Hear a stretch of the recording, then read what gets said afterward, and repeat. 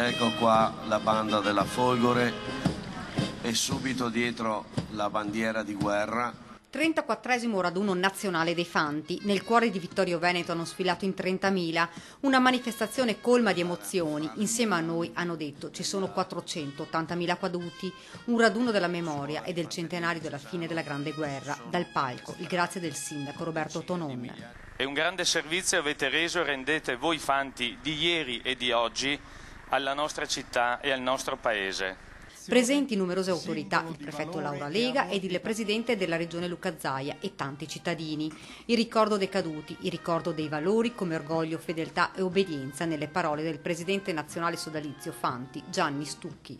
Hanno dedicato la vita, si sono sacrificati perché noi potessimo essere patria una, indivisibile, compiuta e libera.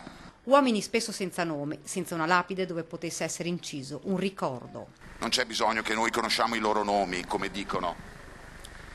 Basterà gridare al vento Fante d'Italia e io dormirò contento.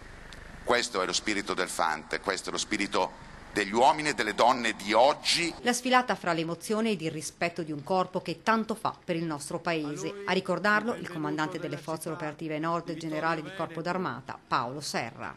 La loro attività che nelle giornate banali diventa il concorso che vedete nelle strade sicure per il sostegno alle forze di polizia.